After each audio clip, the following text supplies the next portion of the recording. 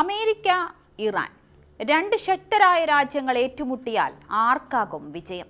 ഈ ഒരു ചോദ്യം ഉയരുന്നതിന് പിന്നാലെ ശക്തി തെളിയിക്കാൻ ഒരുങ്ങുകയാണ് ഇരു രാജ്യങ്ങളും. തങ്ങളെ ആക്രമിച്ചാൽ അമേരിക്ക തന്നെ കാണില്ല എന്നാണ് ഇറാന്റെ നിലപാട്.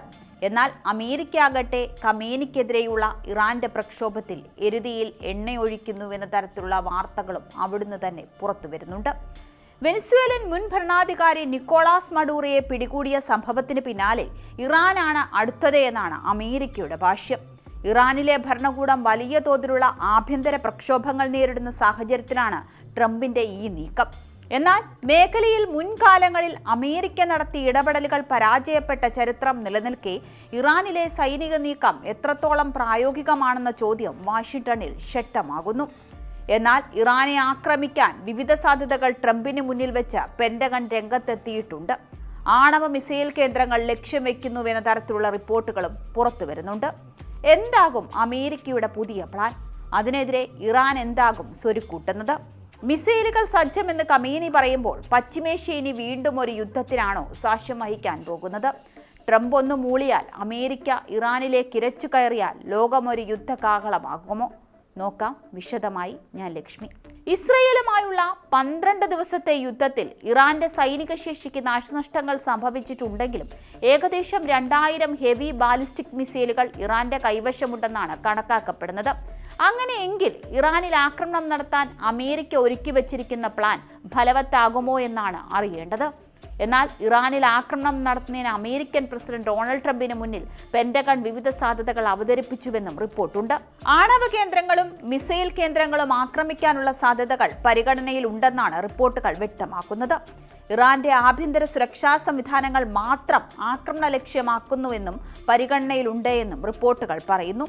സൈബർ ആക്രമണം, ഇറാന്റെ ആഭ്യന്തര സുരക്ഷാ സംവിധാനങ്ങളെ ആക്രമിക്കുക തുടങ്ങിയ സാധ്യതകളും പെന്റഗൺ അവതരിപ്പിച്ചതായാണ് ന്യൂയോർക്ക് ടൈംസും പറയുന്നത്. താമസിക്കാതെ ആക്രമണം നടത്തിയേക്കാമെന്ന് അമേരിക്കൻ ഉദ്യോഗസ്ഥനെ ഉദ്ധരിച്ചുള്ള റിപ്പോർട്ടിൽ സൂചിപ്പിക്കുന്നുണ്ട്. യുണൈറ്റഡ് എഗെയിൻസ്റ്റ് ന്യൂക്ലിയർ ഇറാൻ എന്ന എൻജിഒയാണ് ഇസ്ലാമിക് റവല്യൂഷണറി ഗാർഡ് കോർപ്സിന്റെ ആസ്ഥാനത്തിന്റെ വിവരങ്ങൾ അടക്കം വൈറ്റ് ഹൗസിന് കൈമാറിയത്. 50 നിർണായക ഉന്നത സൈനിക ലക്ഷ്യങ്ങളുടെ വിവരം യുഎസിന് ലഭിച്ചുവെന്ന് രാജ്യാന്തര മാധ്യമങ്ങൾ റിപ്പോർട്ട് ചെയ്യുന്നുണ്ട്. പ്രക്ഷോഭകർക്ക് പരസ്യമായി പിന്തുണ അറിയിച്ചതോടെ തന്നെ വാഷിംഗ്ടണും ടെഹ്റാനും തമ്മിലുള്ള സംഘർഷം വർദ്ധിച്ചിരിക്കുകയാണ്. അതേസമയം ട്രംപിന്റെ സൈനിക നടപടി ആ രാജ്യത്ത് വിപരീത ഫലം ഉണ്ടാക്കുമെന്നാണ് വിദഗ്ധർ നൽകുന്ന മുന്നറിയിപ്പ്. പുറത്തുനിന്നുള്ള സൈനിക സമ്മർദ്ദം ദേശീയവികാരം ആളിക്കത്തിക്കാനും പ്രതിഷേധത്തിന്റെ നിയമസാധുത ദുർബലപ്പെടുത്താനും മാത്രമേ ഉപകരിക്കുകയുള്ളൂ. മാത്രമല്ല, ഇറാൻ ഭരണകൂടത്തിന് ചുറ്റും ആഭ്യന്തര പിന്തുണ വർദ്ധിപ്പിക്കാനും ഇത് ഖമേനിയെയും കൂട്ടരെയും സഹായിച്ചേക്കുമെന്നും വിലയിരുത്തലുണ്ട്. എന്നാലും ഇറാനെ ആക്രമിക്കാൻ പ്രധാനമായും അമേരിക്കയ്ക്ക് മുൻപിൽ 6 മാർഗങ്ങൾ ഉണ്ടെന്നാണ് റിപ്പോർട്ടുകൾ പറയുന്നത്. അതെന്തൊക്കെയെന്നു കൂടി നോക്കാം. പ്രാദേശിക താവളങ്ങളിൽ നിന്ന് വ്യോമാക്രമണങ്ങൾ നടത്തുക എന്നതാണ് ആദ്യത്തെ മാർഗം. ഇറാനിലെ സൈനിക കേന്ദ്രങ്ങളെ ആക്രമിക്കാൻ മധ്യപൂർവേഷ്യയിൽ നിലയുറപ്പിച്ചിട്ടുള്ള B-52 ബോംബർ വിമാനങ്ങളും യുദ്ധവിമാനങ്ങളും തയ്യാറായി നിൽപ്പുണ്ട്. രണ്ടാമത്തേത് നാവികസേനയുടെ മിസൈൽ ആക്രമണമാണ് മറ്റൊരു മാർഗം.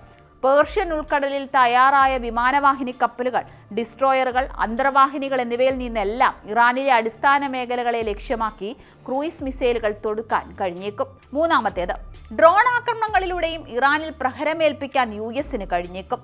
പ്രതിഷേധക്കാരെ അടിച്ചമർത്തുന്ന ഇറാനിയൻ റവല്യൂഷണറി ഗാർഡ് കേന്ദ്രങ്ങൾ ലക്ഷ്യമാക്കി സായുധ ഡ്രോണുകൾ പ്രയോഗിച്ചേക്കാം. നാലാമത്തേത് സൈബർ യുദ്ധങ്ങളും യുഎസിന് പരിചിതമാണ്. ഇറാനിയൻ കമാൻഡ് സംവിധാനങ്ങൾ, ആശയവിനിമയ ശൃംഖലകൾ, സൈനിക ഏകോപനം എന്നിവ തടസ്സപ്പെടുത്താൻ യുഎസ് സൈബർ ഓപ്പറേഷനുകൾക്ക് സാധിച്ചേക്കും. അടുത്തതായി മറ്റു രഹസ്യമായ സൈനിക ദൗത്യങ്ങൾക്കും യുഎസ് തയ്യാറാവുന്നുവെന്നാണ് സൂചന. ഇറാന്റെ തന്ത്രപ്രധാനമായ ആസ്തികൾക്കെതിരെ ഇത്തരത്തിൽ രഹസ്യ നീക്കങ്ങൾ നടത്തിയാൽ അത് ടെഹ്റാന്റെ ആത്മവിശ്വാസം ഇല്ലാതാക്കാൻ സഹായിക്കുമെന്നും വിലയിരുത്തലുണ്ട്. ഏറ്റവും അവസാനമായതും 6ാമത്തേതുമായതായുള്ള ലക്ഷ്യം ഇതാണ്: ദീർഘദൂര മിസൈലുകൾ ഉപയോഗിച്ച് അടിസ്ഥാന സൗകര്യങ്ങളെ ലക്ഷ്യമിട്ടുള്ള ആക്രമണങ്ങൾ നടത്തുക എന്നതാണ്. ഇറാന്റെ സൈനിക ശേഷി ദുർബലപ്പെടുത്തുക എന്ന ലക്ഷ്യത്തോടെ മാസങ്ങൾക്ക് മുൻപേ അമേരിക്ക അത്തരം നീക്കങ്ങൾ നടത്തിയിട്ടുണ്ട് താനും. മിസൈൽ നിർമ്മാണ കേന്ദ്രങ്ങളും ആണവ കേന്ദ്രങ്ങളും ലക്ഷ്യമിട്ടുള്ള നീക്കങ്ങൾ ഉണ്ടാകുമെന്നാണ് സൂചനകൾ വരുന്നത്. എന്തായാലും പരസ്പരം ഇരു രാജ്യങ്ങളുടെയും പോർവിളി ഭാവിയിൽ അന്താരാഷ്ട്ര രാഷ്ട്രീയത്തിൽ കൂടുതൽ കടുത്ത സംഘർഷങ്ങൾക്കും പുതിയ സഖ്യങ്ങൾക്കും വഴിവെക്കുമോ എന്ന ചോദ്യമാണ് ലോകം ഉറ്റുനോക്കുന്നത്.